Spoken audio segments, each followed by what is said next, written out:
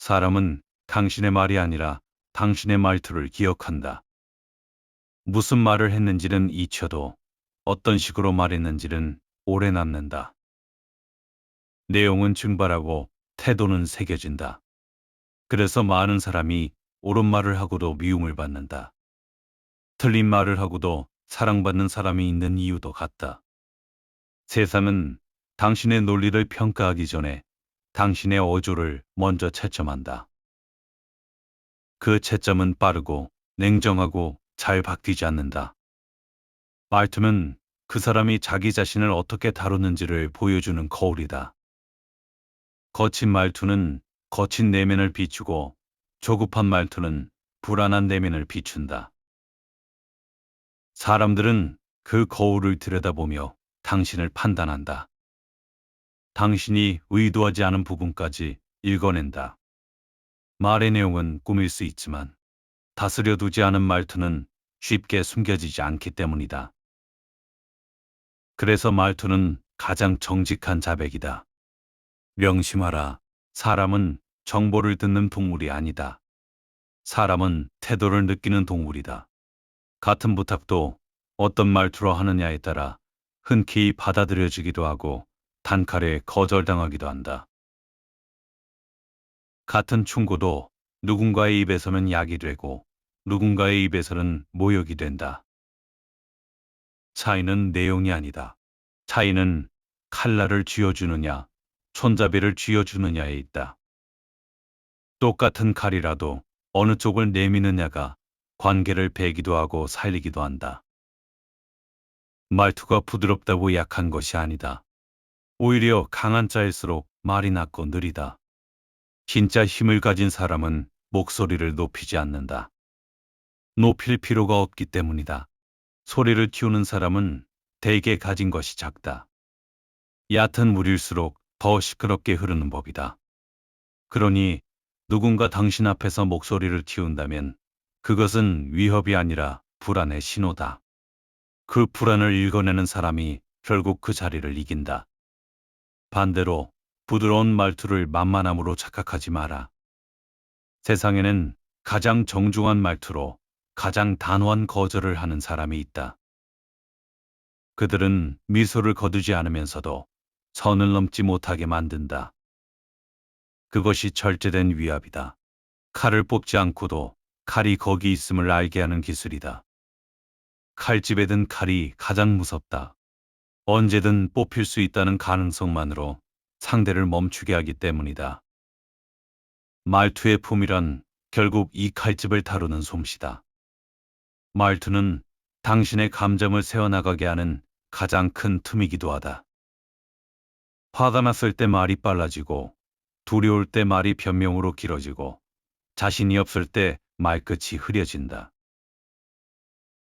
사람들은 그 틈으로 당신의 패를 본다. 카드를 손에 쥐고도 표정으로 다 보여주는 자는 결코 이기지 못한다. 협상의 자리에서 먼저 흥분하는 쪽이 진다. 먼저 목소리가 떨리는 쪽이 약자다. 그러니 감정이 끓을수록 말투는 더 차갑게 가라앉혀야 한다. 그것이 자기를 지키는 갑옷이다. 특히 화가 났을 때의 말투를 경계하라. 네로 황제 곁에서 권력의 정점과 그 몰락을 모두 지켜본 로마 철학자 세네카는 분노를 짧은 광기라 불렀다. 그는 화를 다스리는 일에 책 한 권을 통째로 바칠 만큼 인간이 분노 앞에서 얼마나 쉽게 무너지는지를 알고 있었다. 화가 난 순간의 사람은 잠시 미친 사람과 다르지 않다는 것이다.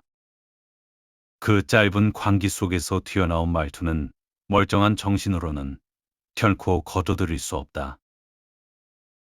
평소의 친절은 누구나 흉내낼 수 있다.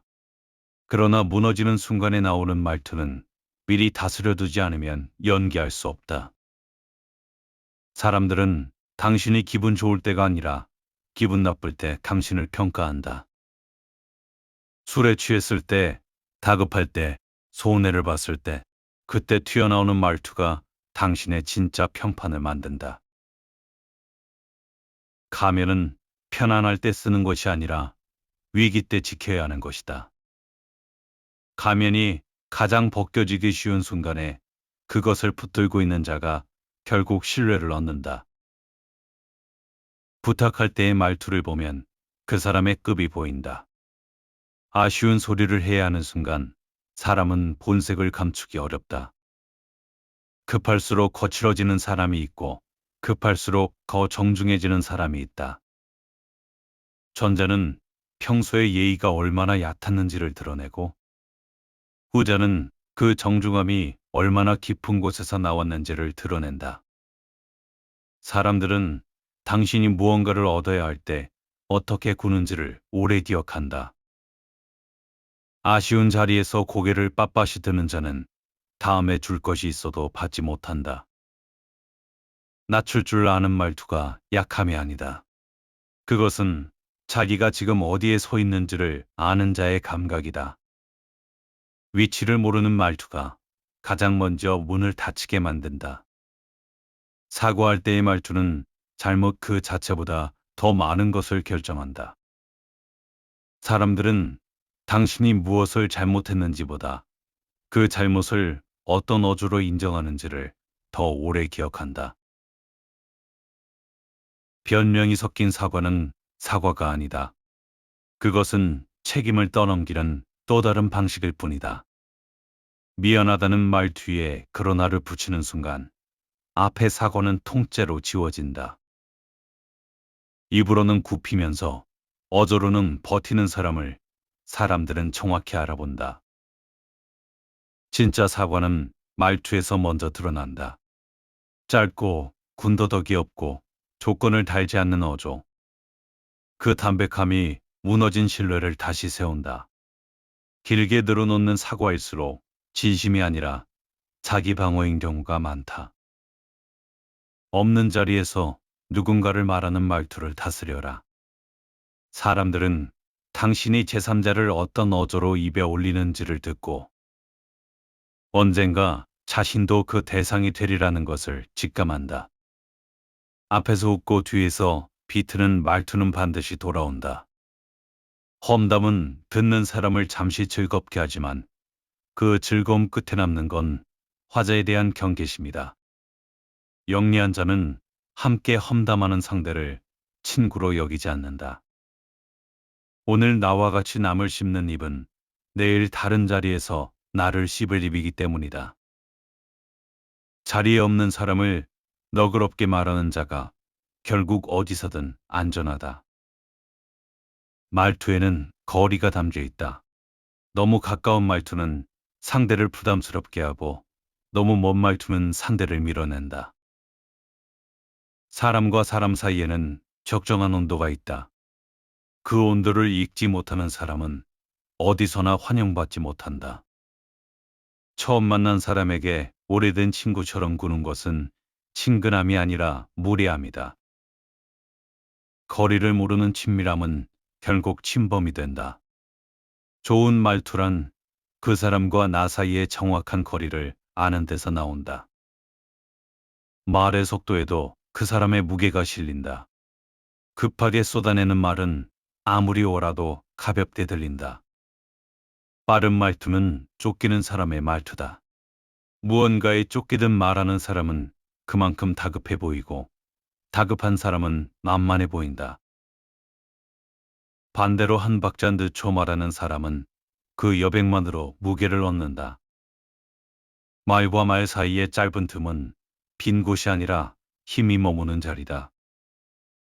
서두르지 않는 말투는 내가 이 상황을 쥐고 있다는 무언의 선언이다.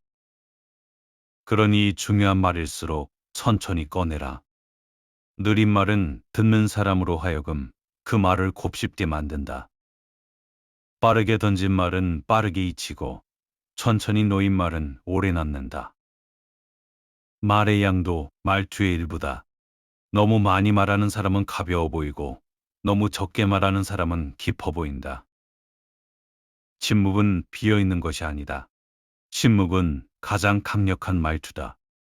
답하지 않음으로써 답하고 말하지 않음으로써 우위를 진다. 모든 질문에 즉시 반응하는 사람은 다루기 쉽다. 빈칸을 견디지 못하는 자가 늘 먼저 패를 깐다. 잠시의 침묵을 견디는 법을 익혀라. 그 짧은 정적 속에서 상대는 스스로 흔들린다. 묻는 말투와 단정하는 말투의 차이도 알아야 한다. 단정하는 사람은 자기 패를 먼저 펼치는 사람이다. 그는 자신의 생각을 다 드러낸 뒤에야 상대의 반응을 기다린다. 그러나 묻는 사람은 상대의 패를 먼저 보고 나서 움직인다. 질문은 약자의 자세처럼 보이지만 실은 대화의 주도권을 쥐는 가장 조용한 방법이다. 무엇을 묻느냐가 대화가 흐르는 방향을 정하기 때문이다. 모든 것을 단언하는 사람은 더 이상 들을 것이 없는 사람처럼 보이고 결국 사람들은 그에게 말하기를 멈춘다.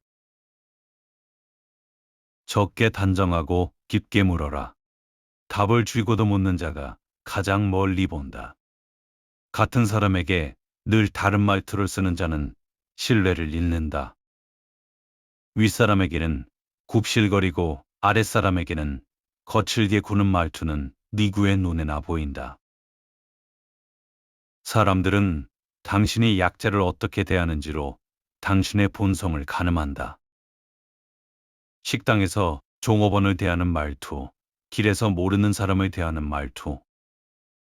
그 사소한 순간에 당신의 됨됨이가 드러난다.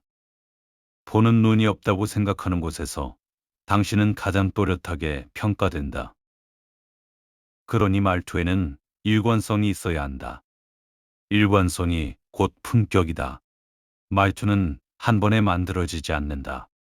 그것은 수천 번의 말이 쌓여 굳어진 습관이다. 그래서 무섭다. 습관은 자기도 모르게 튀어나오고 튀어나온 뒤에야 후회된다. 한순간에 비꼬는 말투, 한 번의 차가운 한마디가 오래 쌓아온 관계를 한순간에 무너뜨린다. 신뢰는 벽돌처럼 천천히 쌓이지만 거친 말 한마디에는 한순간에 허물어진다. 쌓는 데는 10년이 걸리고 부수는 데는 한 문장이면 충분하다. 비꼬는 말투를 가장 경계하라. 사람들은 직접적인 분노보다 비아냥을 더 오래 기억한다. 화는 지나가지만 빈정거림은 상처로 남는다. 농담에 탈을 쓴 가시는 2배로 아프다. 웃으면서 찌르는 말은 빠져나갈 구멍까지 막아버리기 때문이다. 그렇게 찔린 사람은 겉으로 웃어넘기고 속으로 당신을 지운다. 당신은 즐겁게 한마디 했다고 생각하지만 그 한마디가 조용히 당신의 자리를 좁혀간다. 성격은 깊은 뿌리지만 말투는 그 위에 난 한 가지일 뿐이다. 뿌리를 통째로 바꾸지는 못해도 가지 하나는 의식하면 다스릴 수 있다. 그리고 사람은 그 가지를 먼저 본다. 내면을 다 고치지 못해도 말투 하나만 다스리면 세상이 당신을 대하는 방식이 달라진다. 차가운 사람이 따뜻한 말투를 익히면 따뜻한 사람으로 살게 되고, 조급한 사람이 느린 말투를 익히면 점차 그 안이 느긋해진다. 말투가 사람을 만든다. 가면을 오래 쓰면 그 가면이 얼굴이 되는 것이다. 대화의 첫마디와 끝마디를 가볍게 여기지 마라. 사람은 처음과 끝을 가장 선명하게 새긴다. 중간에 무슨 말이 오갔는지는 흐려져도 어떻게 시작했고 어떻게 끝났는지는 인상으로 남는다. 첫마디의 말투가 상대의 경계를 풀거나 세우고 끝마디의 말투가 그 만남 전체의 색을 결정한다. 좋은 대화도 마지막 한마디가 차가우면 차가운 만남으로 남는다. 반대로 다소 껄끄러운 자리도 마무리의 말투가 정중하면 그럭저럭 견딜만한 만남으로 남는다. 그러니 헤어지는 순간의 말투에 가장 공을 들여라. 끝을 다스리는 자가 인상을 다스린다. 기억하라. 말투는 당신이 세상에 내보내는 첫 번째 신호다. 사람들은 그 신호 하나로 당신을 가까이 둘지, 멀리 할지, 이용할지, 따를지를 정한다. 당신의 능력보다 먼저 당신의 어조가 문을 열거나 닫는다. 아무리 좋은 내용을 가졌어도 거친 말투에 실려나가면 그 내용은 닿기 전에 튕겨나간다. 좋은 그릇에 담기지 못한 음식은 결국 먹히지 않는다. 말은 화살과 같다. 쏘아진 뒤에는 거둘 수 없다. 그러나 말투는 그 화살에 묻은 독과 같다. 같은 화살이라도 독이 묻으면 상처가 곪고 약이 묻으면 상처가 아문다. 무엇을 묻혀 보낼지는 오롯이 당신의 선택이다. 그 선택이 매일, 매 순간 당신의 인생을 조금씩 다른 방향으로 끌고 간다. 새삼은 당신의 진심을 알아주지 않는다. 새삼은 당신이 보여준 것만 본다. 그리고 당신이 보여주는 것의 절반은 말투다. 그러니 진심이 억울하다고 말투를 함부로 두지 마라. 다듬어지지 않은 진심은 가시가 되어 가장 가까운 사람부터 찌른다. 말투를 다스려라. 그것이 사람을 가스리는 시작이다. 자기 말투 하나 다스리지 못하는 자가 어찌 자기 인생을 다스리겠는가? 낮게 말하라. 천천히 말하라. 그리고 무엇보다 함부로 말하지 마라. 어떤 사람은 떠난 뒤에도 그리워지고 어떤 사람은 떠난 뒤에야 편안해집니다. 어쩌면 그 차이는 남겨진 온도 때문인지도 모릅니다. 이 시가 여러분의 마음에 작은 온기로 닿기를 바라며 자작시 온도를 들려드리겠습니다. 온도.